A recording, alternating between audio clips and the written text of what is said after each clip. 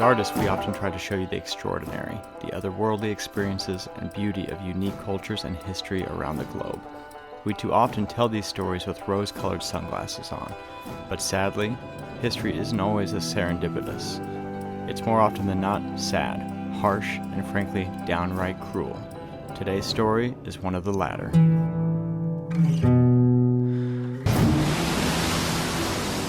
This is a story of a sailboat named Sylvia and the ragtag crew that call her home. Join us each week as we explore our planet both above and below the surface and find out what it's really like to live a life at sea. This is Expedition Drenched.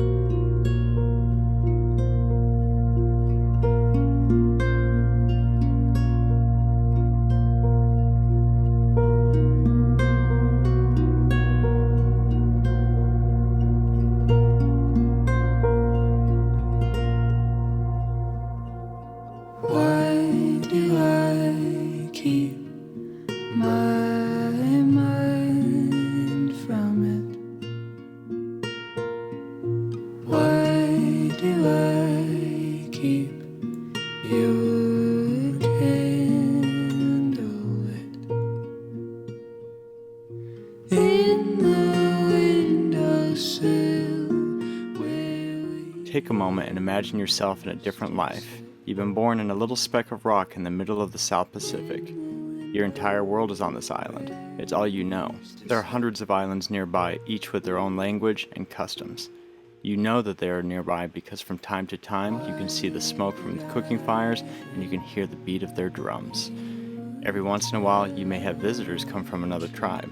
They quietly glide towards you in the water on their canoes, brandishing a wooden carved mask of peace or war. If the mask is holding a bird, you know you are in the safe because they are here for trade. However, if you see a canoe brandishing a skull, then you feel the shudder of pure terror coming over you because you know these men have arrived to collect skulls. They are here to hunt you and your family and display your heads as trophies. This is your reality. Skull hunting is a sport that whether or not you chose to play the game, you and your head are on the playing field. So we pulled into Roviana Lagoon, and I can't believe how deep it is. It's like 50 meters, 150 feet everywhere, but the local canoe told us that there's like this one little mound out here that is 20 meters or 60 feet. So after going in circles and circles, we finally found that. And so we just put out 60 meters of chain just in case, to make sure that even if it falls off that pinnacle, that it hits the bottom still so we don't drift away. But anyway, I've been here 3 seconds, which means it's time to talk to our local friends. Let's do it. Here, 3 seconds. Hello! Hello! How are you guys doing today? Fine. Good. How can I help you? You from? Where from? I'm from USA. USA, okay. Yes. And they're from Spain, and he's from Munda. Yes. Pamunda tu. Okay. Suung wasina me mai item. Ale tani mi kote pola lagun pa.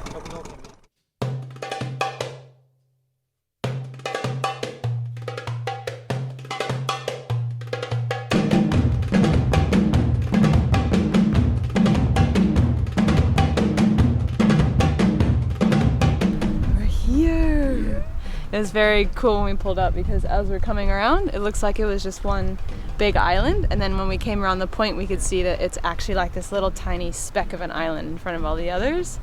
And it's still, every time we go to these places in the Solomons, there's so much bizarre history here, and it's just so unbelievable to imagine that such kind of dark and scary and strange things happened in such a magical paradise spot. So I'm excited to learn more, and I think Brian knows quite a bit about the history of the island here, so I think we should go hear the spooky stories.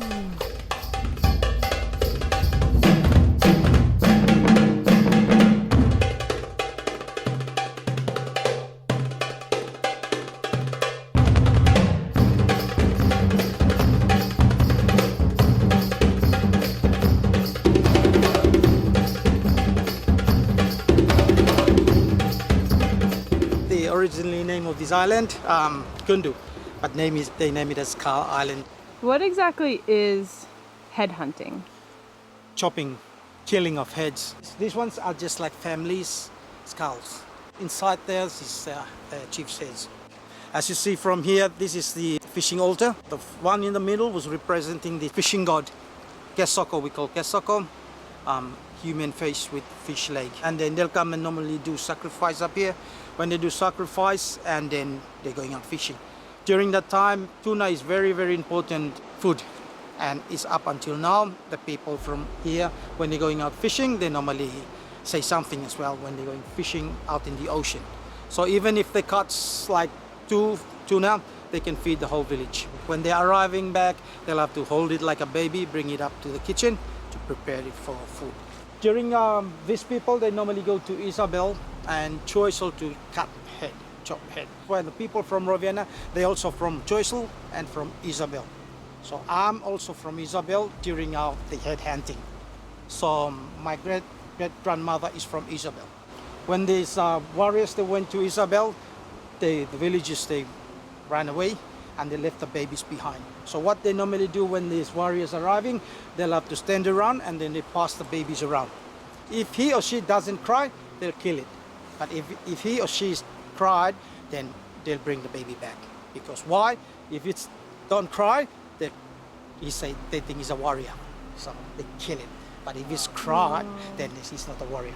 We bring them back. So that is why people from Munda also from Choiseul and then Isabel.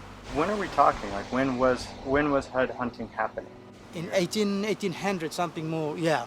Then it was in 1902 was that when the church arrived, Methodist Church arrived in Solomon Island, and that's where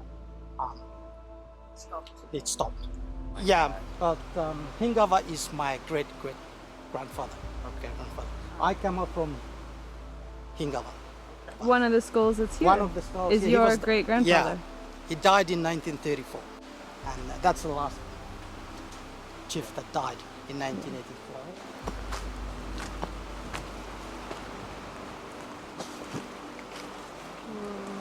So which one is your great-grandfather? This one. Oh my gosh. I didn't realize when we asked Brian to come that we would have somebody with such history on Skull Island itself, that his great-grandpa is actually one of the main chiefs, the last chief. That skull is actually here, so that's quite interesting. And it just sounds like such a terrifying time to be alive. I can't imagine it, where I'm sure that the Solomons really didn't know much of the world outside of their islands, and every island spoke a different language. There were supposedly like 800 languages, and it was very tribal. And just to have people from another island that you can see showing up at your doorstep randomly at times to chop off the heads of your family for sport and take those heads back to their village is just a terrifying reality. Makes our problems seem pretty small. Yeah. That we have our daily problems that we go through and our normal stresses. They seem pretty insignificant when you think about that kind of stuff. They're very connected to nature, and so they didn't really know like why things were the way they were. So they have half fish, half man gods, and they worship sharks, and it's just because it's just all they knew. Did they eat them? Yeah. And then the skulls were trophies, so they ate them not out of like hunger and protein, but out of like Dominance. Yeah, and getting their mana, their life force, their power. So they would eat them. Watching them here without any protection, because normally they have it like with glass and like protected, but here it felt more like you get closer to the story that Brian was telling, right? And to think that just more than 100 years ago they just stopped the cannibalism, the headhunting. It's quite recent history for them.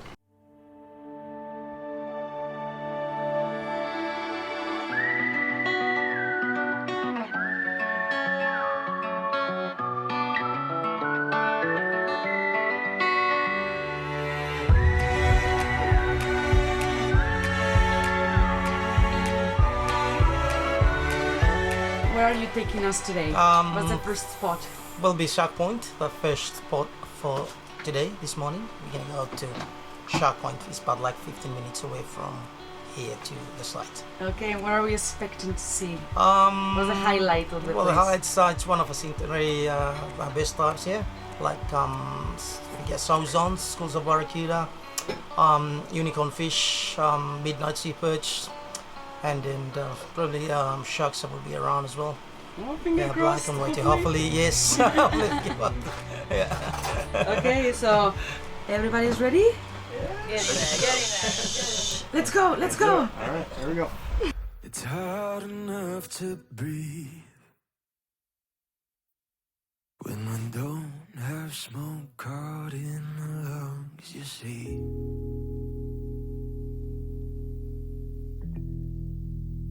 We can hardly see. Should we tell someone, or are the clouds above asleep?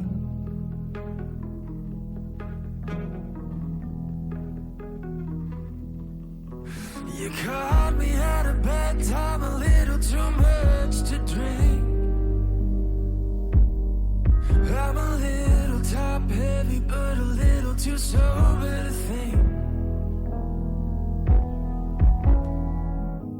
And I feel we're not so steady.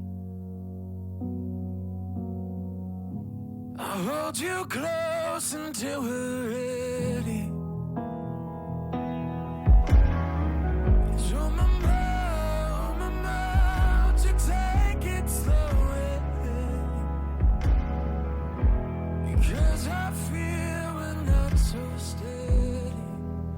Break a little more. Oh, and legend horns will have nowhere to go.